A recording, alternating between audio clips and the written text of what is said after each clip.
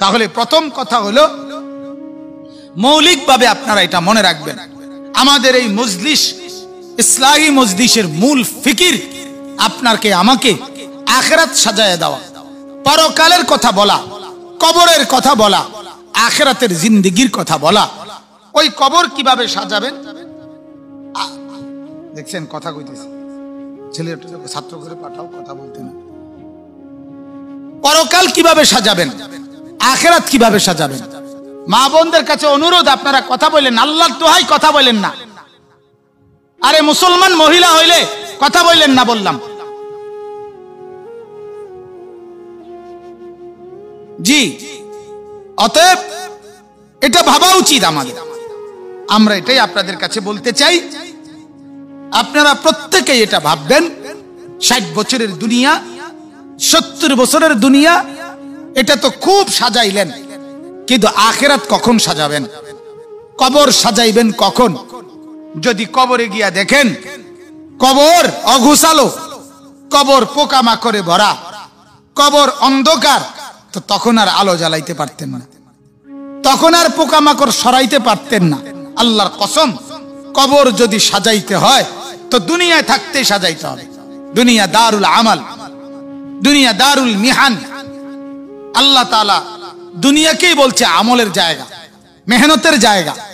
এখানে মেহনত করলে, এখানে সেজদা করিলে, এখানে পর্দা করিলে, এখানে আল্লাহর ইবাদত করিলে, এখানে নিজের সতীত্ব রক্ষা করিলে, এখানে নিজে বাহিরে বেপর্দা ঘোরাফেরা না করিলে, এখানে দুনিয়ার লোভে আপনি বর্জন করিলে, ওইখানে কবর সাজবে, ওইখানে আখিরাত সাজবে, ওইখানে জান্নাত সাজবে।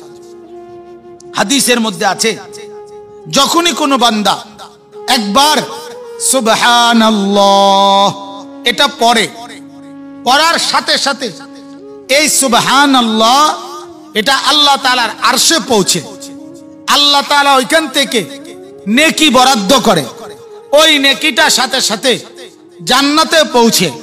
জান্নাতের ফেরেশতারা তখন ওই নেকির আলোকে ওই ব্যক্তির জন্য সমপরিমাণ জান্নাতের সাজগোজ তার জন্য তৈরি করে। এই সেকেন্ডের ভিতরে সুবহানাল্লাহ, আলহামদুলিল্লাহ, আল্লাহু আকবার, লা ইলাহা ইল্লাল্লাহ, এটা বলতে দেরি, আল্লাহর আরশে পৌঁছতে দেরি হয় না। আল্লাহর আরশ থেকে সাথে সাথে নেকি বরাদ্দ হয়, ওই পরিমাণ জান্নাতের সাজগোজ, ওই পরিমাণ জান্নাতের হীরা জহরত, মণি মুক্তা, ওই পরিমাণ ওয়াল বিল্ডিং আল্লাহর কুদরতে ফেরেশতারা সাজিয়ে দেয়, বানিয়ে দেয়। এজন্য আমার শায়খ মুর্শিদ আরিফ বিল্লাহ আল্লামা মুফতি মুশতাকুন নবী কাসিমি হযরত দামাত বারাকাতুহুম বলেন, দুনিয়ার মধ্যে বান্দা আল্লাহর জিকিরে জিহ্বা নাড়ায়, আর জান্নাতের মধ্যে ওই পরিমাণ জান্নাতের প্রাসাদ গড়ে ওঠে। এখানে জিহ্বা নড়ে, ওইখানে জান্নাতে প্রাসাদ গড়ে। এখানে নড়লে ওইখানে গড়ে। এখানে যদি জিহ্বা নড়ে, ওইখানে জান্নাতের মধ্যে ফেরেশতাদের হাত নড়ে, ফেরেশতারা কাজ করে, ফেরেশতারা সাজিয়ে দেয়।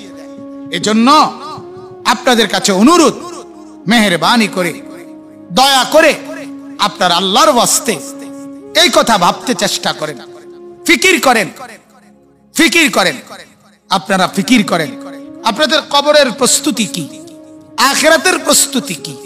আর এর জন্যই আমরা আপনাদের কাছে এই মসজিদগুলোতে বারবার বারবার বারবার ঘুরে ঘুরে আমরা বলি, আল্লাহকে চিনেন, আখিরাতকে চিনেন, কবরকে চিনেন, পরকালকে চিনেন। মা ভুলে গেছেন আল্লাহকে, ভুলে গেছেন কবরকে, ভুলে গেছেন আখিরাতকে, ভুলে গেছেন পরকালকে। সব মনে আছে, দুনিয়ার বিল্ডিং, দুনিয়ার ফার্নিচার, দুনিয়ার আসবাবপত্র, দুনিয়ার রান্নার সামগ্রী, দুনিয়ার ভালো খাবারের আইটেম সব আপনি চিনেন, জানেন, সব পারেন। ওভেন দিয়ে কত কিছু বানায়, প্রেসার কুকার দিয়ে কত কিছু রান্না করে, সব বুঝে, সব বুঝে, সব পারে। কিন্তু আখিরাত পরকাল জিজ্ঞাসা করবেন, সূরা কেরাত শুদ্ধ পারে না, ঠিক মতো রুকু সেজদা পারে না, দোয়া কালাম পারে না, এগুলা লাগে না, এগুলা লাগে না।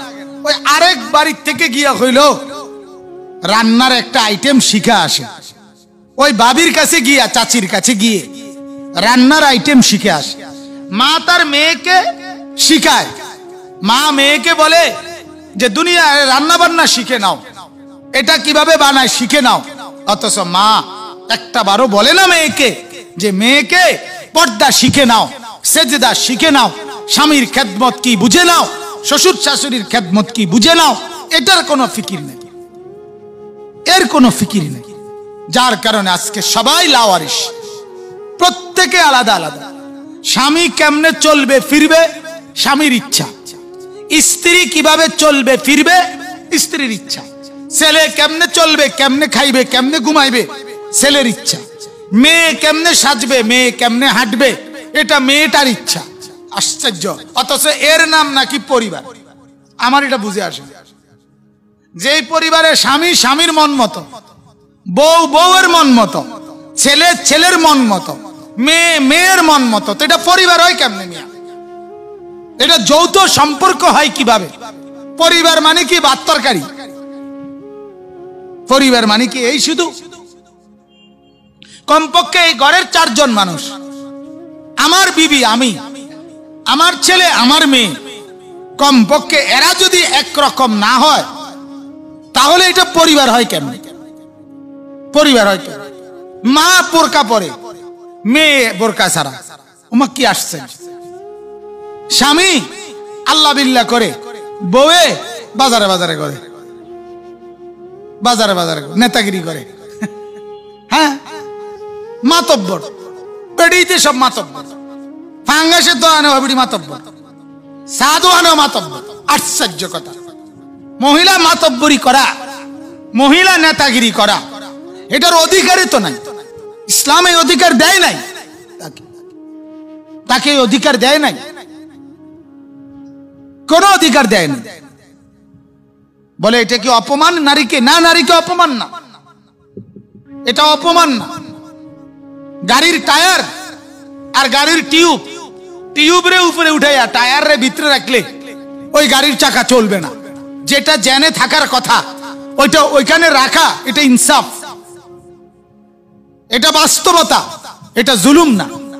আল্লাহ তাআলা বললেন নারী থাকবে ঘরে, পুরুষ থাকবে বাহিরে। এটা জুলুম হবে কেন? এটা বেইনসাফি হবে কেন? একদল ঘর সামাল দিবে, আরেক দল বাহির সামাল দিবে, দুইটা মিলে সংসার সুন্দর হবে, দুনিয়াও ভালো হবে, আখিরাতও ভালো হবে। এখানে জুলুম হবে কেন? এখানে বেইজ্জতি হবে কেন? আজকে মহিলারা প্রত্যেক কাজে, মহিলারা বাজারে যেতে চায়, এটা কি আশ্চর্য কথা! একটা বালতি কিনবে, ডাইরেক্ট বলে মুখের উপরে, এই তুমি বুঝতা না, বালতি তুমি চিনতে না, তুমি বালতির কালার চেনো না, হেবড়ি যাবে। বদনা কিনতে মহিলা বাজারে যাবে, সাবান কিনতে মহিলা বাজারে যাবে, পাঙ্গাস মাছ, তেলাপিয়া মাছ কিনতে হইলে মহিলা বাজারে যাবে, মূলার শাক, লাল শাক এটা কিনতে হইলে মহিলা বাজারে যাবে। কি আশ্চর্য কথা! এর চাইতে বড় জুলুম আর কি হইতে পারে বলেন? এর চাইতে বড় বেইনসাফি আর কি হইতে পারে বলেন? মা, আপনারা আপনাদেরকে নিজেদেরকে এতটা খেলনা, এতটা ফেলনা বানায় ফেললেন কেন?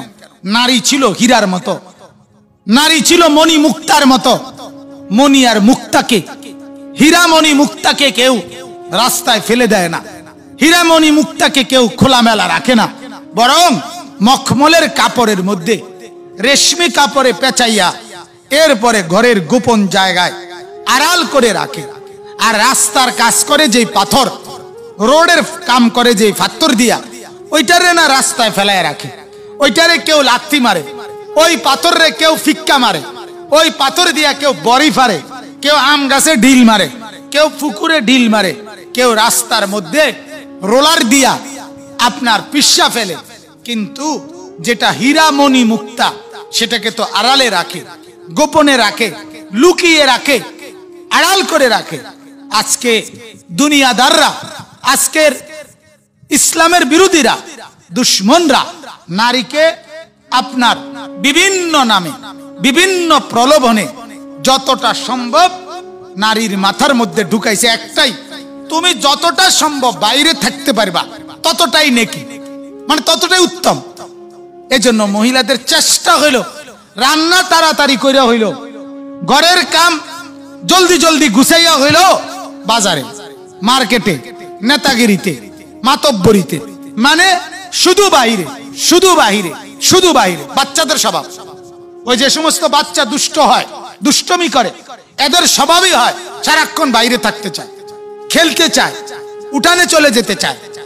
মা বোনরা, একজন নারীর সত্তাগত ভাবে, আপনারা রাগ হইয়েন না আমার কথায়, একজন নারী সৃষ্টিগত ভাবে তার শরীর যদি নারীর শরীর হয়, এটার ভিতরে যদি মহিলার শরীর হয়, তাহলে মহিলার শরীর মানেই হলো যেটা আওরাত, লুকিয়ে থাকে, আড়াল থাকে, গোপন থাকে। নবী বলছে যে নারী লুকিয়ে থাকা পছন্দ করে না, আড়ালে থাকা পছন্দ করে না, পর্দায় থাকা পছন্দ করে না, গোপন থাকা পছন্দ করে না, বিশ্বাস করেন নারীর যেই সিফাত, নারীর যেই সত্তা, নারীর যেই গুণাগুণ, এটাই তার মধ্যে নাই, এটাই নাই তার ভিতরে, সে নারী হইতে পারে না। আল্লাহর নবী বলছেন আল মারআতু আওরাতু, না এক শব্দে সংজ্ঞা। আল মারআতু, নারী মানে কি? আওরাত। নারী মানে আওরাত, আওরাত মানে সতর, সতর মানেই হলো ঢেকে রাখা। নারী মানে আড়ালে থাকবে, নারী মানে পিছনে থাকবে, নারী মানে কি? গোপনে থাকবে। আপনারা আশ্চর্য হবেন, শুনেন, তাফসীরের মধ্যে আছে, হযরতে, আপনারা মহিলারাও জানেন এই ঘটনা, হযরতে মূসা আলাইহিস সালাম যখন উনার এলাকা থেকে চলে গেছেন মাদায়েন, তখন দুইজন মেয়ে, তাদের বাবা বুড়া, হযরতে শুআইব আলাইহিস সালাম, তো ওনাদের, ওরা দুই বোন বকরিকে পানি খাওয়াইতে আসছে কূপের মধ্যে। তো পুরুষরা সব গেলে ওনারা এরপরে পানি খাওয়ায়। তো হযরতে মূসা আলাইহিস সালাম ওই সময় আসছে, আয়েশা উনি ওই বকরিগুলারে, ওই মেয়েদের বকরিগুলাকে উনি পানি পান করায় দিছে। আমি সংক্ষেপে বলতেছি। তো যখন মেয়েরা তাদের বাবার কাছে বাড়িতে গিয়া বলছে, এক যুবক তাগড়া জওয়ান আমাদের বকরিগুলোকে আজকে সেই পানি পান করায় দিছে, তখন উনার আব্বা উনাদের একটা মেয়েকে পাঠাইছে, যুবতী মেয়ে, যে তুমি কি ওই যুবককে ডেকে নিয়ে আসো, আমি তাকে উজরত দেব, বিনিময় দেব, সে যে আমার বকরিগুলাকে পানি পান করায় দিছে, এটার বিনিময়ে আমি তাকে কিছু টাকা পয়সা দেব, উজরত দেব। তখন ওই মেয়েটা আসছে হযরতে মূসা আলাইহিস সালামের কাছে, আসার পরে বলল, আমার আব্বা আপনাকে ডাকতেছে, আপনাকে উজরত দিবে, পারিশ্রমিক দিবে, আপনি বলছে আমার সাথে যাইতেন আমাদের বাড়ি। আমার বলার উদ্দেশ্য এই কথাটা তাফসীরে লিখছে, হযরতে মূসা আলাইহিস সালাম ওই মেয়েটাকে বললেন, যুবতীকে, ওই মেয়েকে, যে তুমি আমার পিছনে হাঁটো, আমি সামনে হাঁটবো। অথচ বাড়ি হলো ওই মেয়েদের বাড়ি, তো যে রাস্তা দেখায় সে স্বাভাবিকভাবে সামনে থাকে, তাহলে না পিছনের জন তারে দেখে দেখে সামনের দিকে কি করে? আগায়। কিন্তু মূসা নবী বললেন মেয়েটাকে, তুমি পিছনে থাকো, আমি সামনে থাকবো, পিছন থেকে তুমি ডান বাম বলবা, কোন দিকে যামু ওটা পিছনের থেকে বলবা। কেন বললেন? কি কারণে বললেন? এটার কারণ এটাই, মূসা নবী বুঝাইলেন, যেহেতু তুমি নারী, যেহেতু তুমি মেয়ে, অতএব তোমার উপরে পর্দা করা ফরজ। অতএব আমি যদি তোমারে সামনে রাখি, তাহলে তো আমি তোমার দিকেই তাকাইলাম সারাক্ষণ, তোমার দিকে তাকাই থাকতে হবে আমাকে, তাহলে তো তোমার পর্দারও খেলাফ হবে, আমার পর্দারও খেলাফ হবে। অতএব তুমি পিছনে থাকো, যাতে করে আমার নজর তোমার উপরে না পড়ে। আর রাস্তা দেখানো সেটা পিছন থেকে বলবা, ডান বাম, তাইলেই তো হবে। তাইলে বুঝা গেল নারীকে আড়ালে রাখা, নারীকে গোপনে রাখা, এটা তার স্বভাবজাত চাহিদা। এই কথাটাই আমরা দিবা নিশি বুঝাইতে চাই, রাত দিন আমরা বুঝাইতে চাই। আপনাদের কাছে অনুরোধ করছি, মারা মেহেরবানি করে, দয়া করে আপনারা আপনাদের পর্দা 24 ঘন্টা সারা জীবন পর্দা রক্ষা করবেন। আমি আপনাদেরকে বলি পর্দাটা নারীর জন্য কেমন। আমার একটা বুঝ, মনে করেন একটা মেহমানের জন্য একটা বাসায় খাবার রান্না করছে, তো 10 আইটেমের তরকারি ছোট্ট ছোট্ট বাটির মধ্যে করে তরকারি বাড়ছে মেহমানের জন্য। একটা বড় ডিশের মধ্যে মনে করেন তরকারির বাটিগুলো 10টা বাটি এগুলা রাখছে, ভাতের বাটিটাও রাখছে। এখন মহিলা বুদ্ধি করে করছে কি, যাতে করে কোনো রকম নষ্ট না হয়, কোন রকম ময়লা বালি অথবা কিছু যাতে না পড়ে, এই জন্য 10টা বাটি তরকারি এগুলোর উপরে একটা সুন্দর কাপড় এটার উপর দিয়ে ঢাইকে দিছে, ওই বাটিটি সহ পুরা ডিশটার উপর।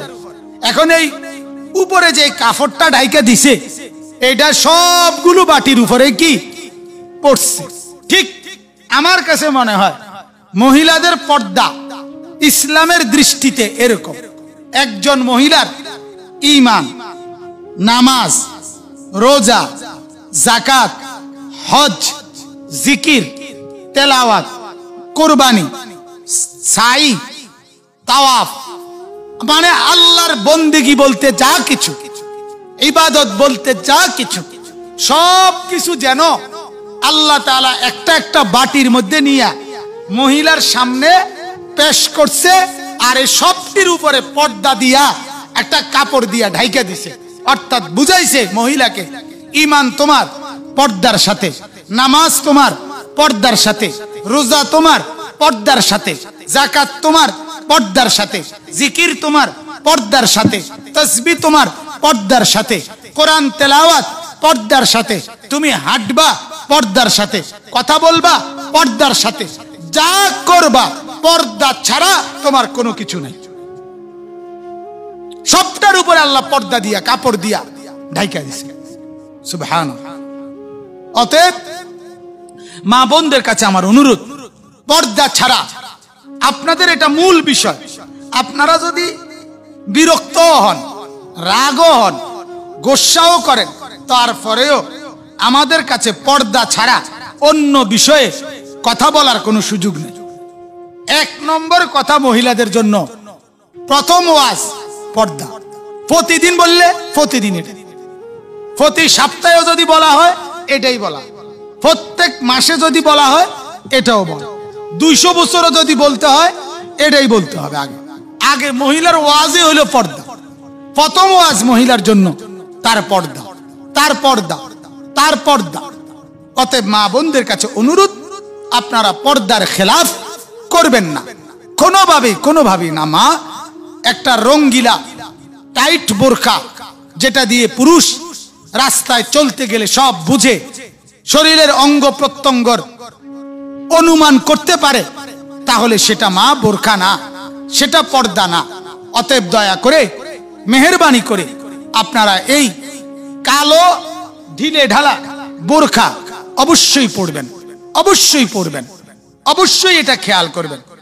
2 নাম্বার কথা হলো, যেটা দ্বিতীয় প্রসঙ্গ। প্রথম প্রসঙ্গ হলো আল্লাহ তাআলার প্রতি ঈমান, অবশ্যই বিশ্বাস মজবুত রাখবেন। মনে রাখবেন, দুনিয়া ক্ষণিকের, দুনিয়ার লোভ, দুনিয়ার লালসা, দুনিয়ার সুখ, দুনিয়ার আনন্দ, দুনিয়ার ফুর্তি কোনোটাই স্থায়ী না, সামান্য। সুখে থাকলেও অল্প কয়দিন, দুঃখে থাকলেও অল্প কয়দিন, আনন্দে থাকলেও অল্প কয়দিন, যন্ত্রণায় থাকলেও অল্প কয়দিন, অল্প কয়দিন, অল্প কয়দিন। দেখতে দেখতে নাই, দেখতে দেখতে নাই, দেখতে দেখতে নাই। অতএব দুনিয়া প্রথম মনে রাখা চাই অল্প কয়দিনের। এটার জন্য সুখের উপকরণ ব্যবস্থা করার মতো লোক অভাব নাই। কিন্তু আখিরাত, কবর, পরকাল এটা স্থায়ী, এটা স্থায়ী, এটা কোনোদিন আর শেষ হবে না। অতএব আমাদের যত প্রস্তুতি, যত ফিকির কবর এবং আখিরাতকে কেন্দ্র করে গ্রহণ করা উচিত। এটাই হলো মূল কথা। আর ইসলাহি মজলিসগুলোতে মূল টার্গেট এটা। আমি প্রায় বলি যে ইসলাহি মজলিস এর মানে কি? মানে হলো আপনার কাছে আমি একটা ইউটার্ন চাই। ইউটার্ন মানে হলো আপনি চলতেছিলেন দুনিয়ার দিকে, আমি চাই এটাকে উল্টাইয়া আপনি আসেন আখিরাতের দিকে। ইউটার্ন করেন, রাস্তা এটা বদলান, জিন্দেগি এটা বদলান, জীবনের গতিধারা বদলান, আখিরাতের দিকে ফিরান, জীবন কবরের দিকে ফিরান, পরকালের দিকে ফিরান। তাইলে দুনিয়াও সুন্দর হবে, আখিরাতও সুন্দর হবে। অতএব দুনিয়ার ক্ষণস্থায়ী চিন্তা করে, আখিরাতের স্থায়ী ফিকির করে আপনারা আপনাদের ঈমান ঠিক করেন, আপনাদের ঈমান বানান যে যা কিছু হয় আল্লাহ থেকে হয়, আল্লাহ থেকে হয়, আল্লাহ থেকে হয়, মাখলুক থেকে হয় না। স্বামী কোনো কিছু করে না, ছেলে মেয়ে কিছুই করে না, বাবা কিছু করে না, মা কিছু করে না। মনে রাখবেন, শ্বশুর শাশুড়ি কিছু হয় না, মাখলুক থেকে কিছু হয় না। সব কিছু হয় করনে ওয়ালা জাত একমাত্র আল্লাহ। এটা নিজেও মানেন, ছেলেকেও শিখান, মেয়েকেও শিখান, কোলের বাচ্চাকে শিখান। যে বাচ্চা কথা বলে ছোট, তাকেও শিখান যে বাবা শোনো, আমরা যে খাবার খাই এটা আল্লাহ খাওয়া, আমরা যে বেঁচে আছি এটা আল্লাহ বাঁচা, আমরা যে ঘুমাই আল্লাহ ঘুম পাড়ায়, আমরা যে ঘুম থেকে জাগি তো এটা আল্লাহ তাআলা ঘুম থেকে জাগায়। এইভাবে বাচ্চাকে ধরে ধরে একটা একটা করে করে আল্লাহ করে, আল্লাহ করেন, আল্লাহ করেন, আল্লাহ করেন, আল্লাহ করেন, এটা শিখানো দরকার। এটা মহিলাদের জিম্মাদারি। অতএব নিজেও ঈমান রাখেন, সন্তানাদি বিবি বাচ্চা ঘরের মধ্যে তাদের ঈমানেরও ফিকির করেন। আর 2 নাম্বার কথা হলো পর্দাকে লাজেম, বাধ্যতামূলক জীবনের মধ্যে গ্রহণ করেন। ঘরেও পর্দা, বাহিরেও পর্দা। মা এটাকে বোঝা মনে করেন না, বোঝা মনে করেন। আমাদের দাদি, আমাদের নানি, আমাদের মা, আমাদের বিবি, আমাদের মেয়ে যাদের ঘরে পর্দা আছে, তারা তো এটারে বোঝা মনে করে না, তারা তো এটারে কঠিন মনে করে না। এটা স্বাভাবিক, মেনে নিলেই স্বাভাবিক। 3 নাম্বার কথা হলো, সর্বশেষ কথা হলো, আপনারা অবশ্যই ঘরের মধ্যে নিজে এবং ঘরের সদস্য যে কয়জন আছে সবাইকে নিয়ে 5 ওয়াক্ত বাধ্যতামূলক নামাজ পড়বেন। আজকে এতটুকুই কথা। আমি কোরআনের একটা আয়াত পড়ছি, ওয়ামুর আহলাকা বিসসালাহ। আল্লাহ তাআলা বলেন, পরিবারের সদস্যদেরকে নামাজের আদেশ করুন, ওয়াস্তাবির আলাইহা, এবং আপনি নিজেও নামাজের উপরে মজবুত থাকুন। তাইলে বোঝা গেল ঘরের যিনি জিম্মাদার, চাই স্বামী অথবা স্ত্রী, চাই বাবা নয়তো মা, ঘরের যিনি মূল, ওনার দায়িত্ব হলো ঘরওয়ালা সবাইকে নামাজের কথা বলা এবং নিজেও নামাজ পড়া। এটা জরুরি, এটা জরুরি, এটা জরুরি, এটা বাধ্যতামূলক। অবশ্যই ঘরওয়ালাদেরকে যত কিছুর বিনিময়ে হোক নামাজ পড়াইতে হবে। অনেক মানুষ, মহিলারা বলে, আমি প্রায় এটা বলি, মহিলারা বলে আমার স্বামী বেচারা বাজার আইনা দিছে, সে আইনা দিলে খাই রাজ্যা বাইরা, আমি এত কিছু জানি না, আমার আর কোনো দায়িত্ব নেই। না, ওনার আর কোনো দায়িত্ব নেই, ওনার দায়িত্ব শুধু ভাত রান্ধন আর ঘুম যাও। যদি আপনার কোনো দায়িত্বই না থাকে ঘরে, তাহলে আপনি টেলিভিশন দেখেন কেন? এটা কি আপনার দায়িত্ব? আপনি বাজারে ঘোরেন কেন? এটা কি আপনার দায়িত্ব? আপনি মার্কেটে ঘোরেন কেন? এটা কি আপনার দায়িত্ব? তাইলে এটা তো নিজের মনে করেন। অতএব মেহেরবানি করে অবশ্যই এই খেয়াল করবেন, অবশ্যই এই ফিকির করবেন। একজন মা, একজন বাবার মূল দায়িত্ব হলো ঘরের সদস্যদেরকে নামাজি বানানো, নামাজি বানানো, নামাজি বানানো। যে ঘরের সবাই নামাজি, ওই ঘরই কেবল মুসলমানের ঘর। আল্লাহ নবী সাল্লাল্লাহু আলাইহি ওয়াসাল্লাম বলেন, যেই ঘরের মধ্যে আল্লাহর জিকির নাই, আল্লাহর স্মরণ নাই, ওই ঘর কাল বাইতিল খারিব, ওই ঘর সারা ঘর, আলগা ঘর। যে ঘরে সাপ বিচ্ছু থাকে, কুকুর বিড়াল থাকে, ইঁদুর থাকে, মশা মাছি থাকে, সে ঘরে মানুষ থাকে না। অতএব আল্লাহ নবী সাল্লাল্লাহু আলাইহি সাল্লামের মাসালুল বাইতিল্লাযী ইউযকারু ফীহি ওয়াল বাইতিল্লাযী লা ইউযকারু ফীহি, এইখানে আল্লাহ নবী বলছেন যে ঘরে আল্লাহর জিকির হয় সে ঘর জীবিত ঘর, যে ঘরে আল্লাহর জিকির না হয় সে ঘর মরা ঘর। যে মানুষের দিলে আল্লাহর জিকির নাই সে মানুষও মরা, যে জিকির করে সে জীবিত। ঠিক যে ঘরে আল্লাহর স্মরণ হয় সে ঘর জীবিত ঘর, যে ঘরে স্মরণ নাই সে ঘর মরা ঘর। এই জন্য যে ঘরের ছেলে মেয়ে, যে ঘরের বিবি বাচ্চা নামাজ পড়ে না, ওই ঘর মুর্দাদের ঘর। ওইখানে লাশ থাকে, মানুষ থাকে। ওইটা কবরস্থান, ওইটা বাড়ি না, ওইটা ঘর না। যে ঘরে ফজরের নামাজ পড়ে না, যে ঘরের মহিলারা, যে ঘরের ছেলেরা, যে ঘরের মেয়েরা, ওই ঘরে আল্লাহর রহমত আসে না, আল্লাহর গজব চলে, লানত চলে, লানত। যার কারণে সুখ হয় না। দিন রাত টাকা পয়সা রোজগার করার পরেও অভাব যায় না, ঝগড়া যায় না, এরপরে প্রয়োজন শেষ হয় না। কারণ ওই যে আল্লাহকে নারাজ করে রাখছে। এই জন্য দয়া করে আপনারা ফিকির করে নামাজ পড়েন, নিজেরাও ফজরের নামাজ 5 ওয়াক্ত নামাজ পড়েন, ছেলে পেলেদেরকে নামাজ পড়েন। আমার তো এটা রাগ হবেন না, আমি শুধুমাত্র বুঝার জন্য বলি, রাগ করবেন না কেউ। মহিলারা এমন ছোট ছোট অনেক বাচ্চা নুরানি পড়ে, ছোট বাচ্চাদেরকে সকালবেলা এই যে নুরানিতে আসতে বলা হয়, আমি নিজ কানেও শুনছি এমন অনেক বাচ্চা বলছে আসতে পারো না কেন? আসতে পারে না, এত সকালবেলা আম্মুই তো ওঠে না, আব্বু তো ওঠে না, তার মানে মাই তো ফজরের নামাজ পড়ে না, বাবাই তো ফজরের নামাজ পড়ে না, তাইলে তাদের সন্তান এত সকালবেলা আসবে কিভাবে? মক্তবগুলো বন্ধ হয়েছে কেন? মক্তবগুলো বন্ধ হয়েছে মা বাবার গাফলতির কারণে। রাতের 2টা বাজে টেলিভিশন দেখে, যার ফলে সকালবেলা ওঠে না। তো বাচ্চা মক্তবে যাবে কিভাবে? যার কারণে ধীরে ধীরে মক্তবগুলো এখন একেবারে দুর্বল। মাইকে হুজুররা মসজিদের মাইক দিয়ে আবার বলতে হয়। অভিভাবকদেরকে অনুরোধ করছি,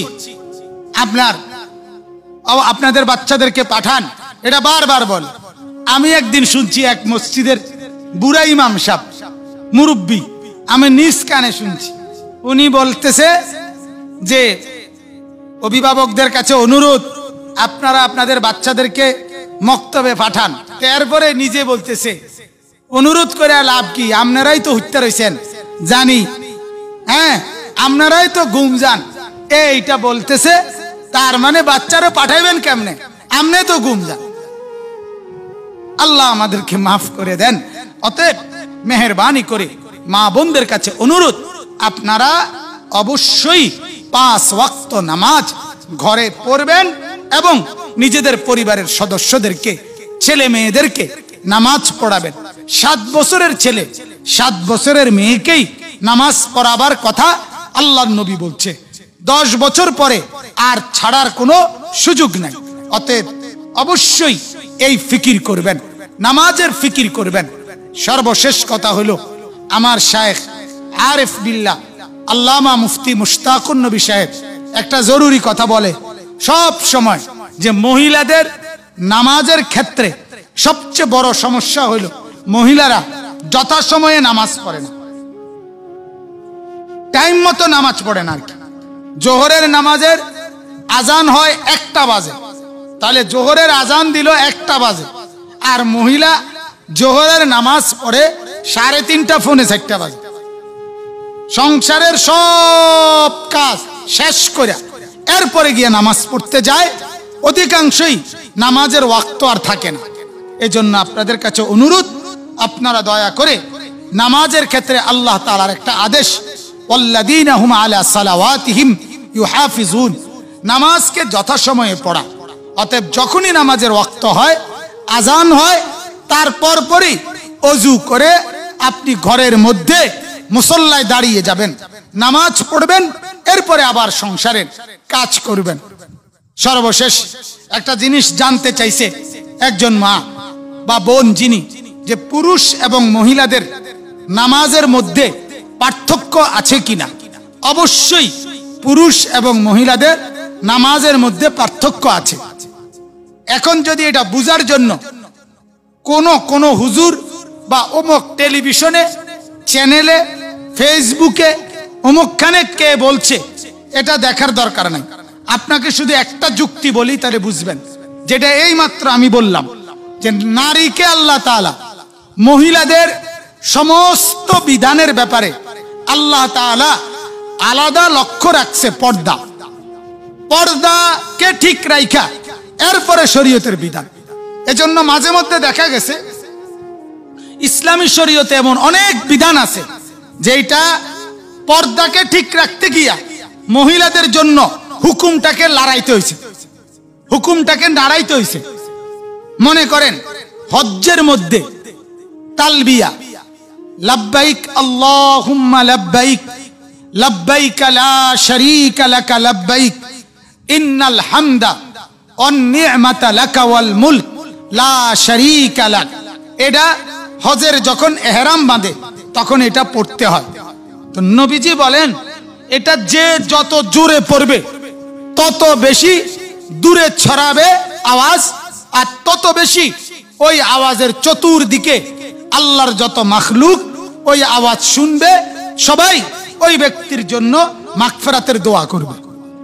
এখন বোঝা গেল এটা যত জোরে পড়া যায় তত নেকি বেশি।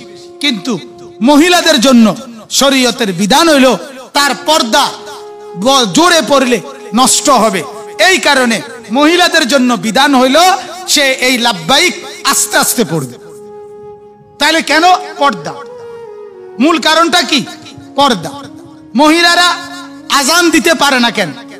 মহিলার গলার আওয়াজ তো সুন্দর, আর আজানের ক্ষেত্রে তো মূলত লক্ষ্য করে সুন্দর কণ্ঠ। তাইলে তো পৃথিবীর সমস্ত মসজিদে মহিলাদেরকে মুয়াজ্জিন রাখা উচিত, কারণ সুন্দর কণ্ঠ তো মহিলাদের। কেন দেয় না? পর্দা। মহিলাদের গলার আওয়াজ পর্দা। মহিলা একামত দেয় না কেন? পর্দার কারণ। মহিলা নামাজের ইমামতি করতে পারে না কেন? মহিলা ইমামতি করলে অসুবিধা কি? মহিলা কি রুকু সেজদা বোঝে না? মহিলা সূরা ফাতিহা, আলাম তারা এগুলা পড়তে পারে না? তাইলে সেও তো পারবে। তাইলে মহিলাদের ইমামতিও করতে পারে না। মানে 10 জন মহিলা পিছনে দাঁড়াইছে, ওদের মধ্যে একজন মহিলা এদের ইমামও হইতে পারে না, সোজা ইমামে হইতে পারে না। কেন? মহিলার আওয়াজ ঘরের মধ্যে থাইকাও যদি বাহিরে যায় সেটা তার পর্দার খেলাফ হবে। তাইলে পর্দার কারণে ইমামতি করতে পারে না, পর্দার কারণে মুয়াজ্জিনি করতে পারে না, পর্দার কারণে উচ্চ আওয়াজে কথা বলতে পারে না। আরেকটা উদাহরণ, সাফা মারওয়া হজের মধ্যে একটা গুরুত্বপূর্ণ জিনিস আছে। হজ এবং উমরায় সাফা মারওয়া এই পাহাড়ের মধ্যে পুরুষ এবং মহিলাদেরকে হাঁটতে হয়। কিন্তু আপনারা মহিলারা এটা ভালো বুঝবেন, আপনারা এটা জানেনও। বিবি হাজেরা, হযরতে ইসমাইলের মা, ওই বিবি হাজেরা পানির সন্ধানে, ইসমাইলের জন্য পানির তালাশে আপনার এই 2টা পাহাড়ের মধ্যে দৌড়াইছেন। তার মধ্যে মাঝের যেই জায়গা পাহাড়ের নিচে, ওই জায়গাটুকুর মধ্যে উনি দৌড়াইছেন যাতে করে বাচ্চাটাকে তাড়াতাড়ি দেখা যায়। তাহলে বিবি হাজেরা দৌড়াইছেন যেই জায়গায় আল্লাহ তাআলা শরীয়তের বিধান দিছে, ওই জায়গাটুকু এখনো হজ এবং উমরার সময় সাফা মারওয়া পাহাড়ে হাজী সাহেবরা ওই জায়গাটুকু দৌড়াইতে হয়। কিন্তু নিয়ম হইল ওই জায়গাটুকু দৌড়াইতে হবে পুরুষরা, মহিলারা দৌড়াইতে পারবে না। মহিলারা স্বাভাবিকভাবে হাইটা এই জায়গাটা পার হইতে হবে। কেন? তাহলে প্রশ্ন হইল, এটা যার স্মরণে যেদিন থেকে এটা শুরু হইল, যে ঘটনার কারণে, ওই ঘটনা তো মহিলা করছে, দৌড়াইছে তো প্রথম মহিলা। তাহলে উচিত ছিল এখনো দৌড়াবে শুধু মহিলারা, পুরুষরা হাইটা পার হইব। কিন্তু এখন শরীয়তের বিধান হইল দৌড়াবে পুরুষরা আর হাঁটা যাবে মহিলারা। কেন? মহিলা যদি এই জায়গাটুকু এখন দৌড়ায় তাহলে মহিলার শরীরের এই দৌড়ানোর কারণে নড়াচড়া এটা পুরুষরা তাকাইয়া তাকাইয়া দেখবে, পর্দার খেলাফ হবে। অতএব এখানে বিধান থাকার পরেও পর্দার কারণে মহিলার জন্য হুকুম হলো হাঁটা পার হওয়া। তাহলে বোঝা গেল পর্দার কারণে নারীর অনেক কিছু বদলাইতে হয়, অনেক কিছুর হুকুম চেঞ্জ হয়। ঠিক এরকম ভাবে নারী যদি আপনার সেজদার ক্ষেত্রে, হাত বাঁধার ক্ষেত্রে, নামাজের ক্ষেত্রে সে যদি বরাবর পুরুষদের মতো সেজদা দেয়, পুরুষদের মতো বসে, তাহলে তার পর্দার খেলাফ হবে, তার পর্দার খেলাফ হবে, এটা তার পর্দার জন্য ক্ষতি হবে। এই কারণে ইসলাম আল্লাহর নবী সাল্লাল্লাহু আলাইহি ওয়াসাল্লাম নারীর জন্য নামাজকে তার পর্দা রক্ষা করার জন্য আলাদাভাবে নামাজের ক্ষেত্রে সেজদা, তার বসা, তার হাত বাঁধা, এটার ক্ষেত্রে একটা ভিন্নতা দিয়েছেন, ভিন্নতা দিয়েছেন। এটা যদি আপনি না বোঝেন তাহলে কিছু আপনার জন্য আল্লাহর রহম কামনা করা ছাড়া আর কোনো উপায় নাই। মূলত আজকের সমাজে মনে রাখবেন মা বোনরা, এটা অনুরোধ, অনেকের ষড়যন্ত্র আছে। ষড়যন্ত্র হলো এই, সর্বক্ষেত্রে রাস্তায়, বাজারে, মার্কেটিং এ, কেনাকাটা সব জায়গায় যেহেতু মহিলারে পুরুষের বরাবর বানাইয়া ফেলছে, এখন ধর্মের নামে, ইসলামের নাম দিয়া অনেকের ষড়যন্ত্র এটা, এখানেও নারী আর পুরুষকে বরাবর বানায় ফেলা, বরাবর বানায় ফেলা। আসলে এটা সুগভীর ষড়যন্ত্র। এজন্য মেহেরবানি করে মনে রাখবেন, আমরা আপনাদের ছোট্টবেলা থেকে আপনারা যেভাবে শিখছিলেন, মহিলাদের রুকু, মহিলাদের সেজদা, মহিলাদের নিয়ত বাঁধা নামাজের মধ্যে, এক্ষেত্রে সতর পর্দার প্রতি লক্ষ্য রাখা, একটু জড়সড় হয়ে, আটসাট হয়ে, এরপরে আপনার জড়সড় হয়ে সেজদা করা, এটাই শরীয়তের বিধান।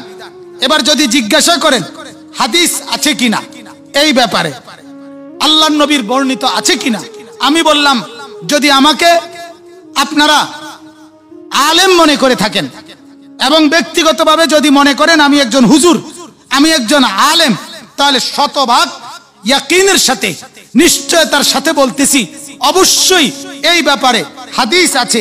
আল্লাহর নবী সাল্লাল্লাহু আলাইহি ওয়াসাল্লাম হযরতে উম্মে সালামা নবীজির স্ত্রীকে বলছে তোমাদের নামাজ ভিন্নতা, এই ক্ষেত্রে ওনাদেরকে এটা বলছেন নবীজি।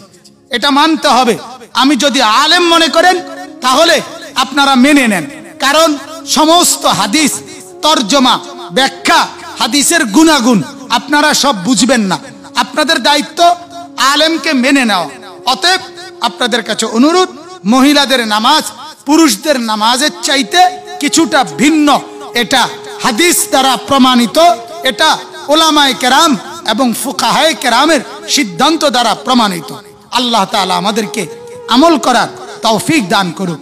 নিজেদের ঈমান ঠিক রাখবেন, নামাজ ঠিক রাখবেন, পর্দা ঠিক রাখবেন, 5 ওয়াক্ত নামাজ ঠিক মতো পড়বেন, বাহিরে অনর্থক ঘোরাঘুরি করবেন না, বাজারে, মার্কেটে, দলে, পার্টিতে, রাজনীতিতে, নেতাগিরিতে, মাতব্বরিতে, কোনো কিছুতে যথাসম্ভব আপনারা মহিলারা অনুরোধ বিষয়টা বুঝতে শেখেন, বিষয়টা বাস্তবতা অনুধাবন করেন। আপনারা যত কম বাহিরে ঘুরবেন, যত কম বাহিরে থাকবেন, যত বেশি ঘরে থাকবেন, ভিতরে থাকবেন, বিশ্বাস করেন তত বেশি আপনাদের দুনিয়াও নিরাপদ, আখিরাতও নিরাপদ, কবরও নিরাপদ, হাসরের ময়দানও নিরাপদ। আল্লাহ তাআলা আমাদেরকে তৌফিক দান করেন, কবুল করেন। আর মহিলাদেরকে দান সদকার প্রতি আল্লাহর নবী বিশেষভাবে আদেশ করছেন। হাদিসের মধ্যে নবীজি 2টা শ্রেণীকে বলছেন তোমরা বেশি বেশি দান করো, একটা হলো মহিলারা আর একটা হলো ব্যবসায়ীরা। আল্লাহর নবী বলছেন মহিলাদেরকে তোমরা বেশি বেশি দান করো, এজন্য আপনাদেরকেও দান করার প্রতি অনুপ্রাণিত করলাম। আল্লাহ তাআলা আপনাদেরকে তৌফিক দান করুক। আগামী মাসে অক্টোবরের 8 তারিখ, 8 তারিখ না, আগামী মাসে অক্টোবরের 8 তারিখ ইনশাআল্লাহ আপনাদের আমাদের মাসিক ইসলাহি মজলিস সকাল 10টা থেকে সেখানে আপনাদেরকে দাওয়াত করা হলো। আপনারা আরো মা বোন নিয়ে আসবেন। আর আসার আগে আপনারা প্রয়োজনে 2-2.5 ঘন্টার কথা অগ্রিম বলে আসবেন ঘরে। যেহেতু এই 2 ঘন্টা কথা বলতে পারতেন না, এই কোর্সটা আপনারা কষ্ট করে শুক্রবার রাতেই যদি আদায় করে ফেলেন কথাটা, তাইলে শনিবারে একটু সুবিধা হয়। আপনাদের কাছে অনুরোধ, শনিবার 10টা থেকে 12:30 এই 2.5 ঘন্টার কথাগুলো আপনারা এর আগে বা পরে সারিয়ে নেবেন।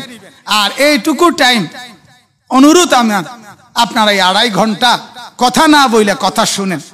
আল্লাহ তাআলা আপনাদেরকে তৌফিক দান করেন। আল্লাহুম্মা সাল্লি আলা মুহাম্মাদ।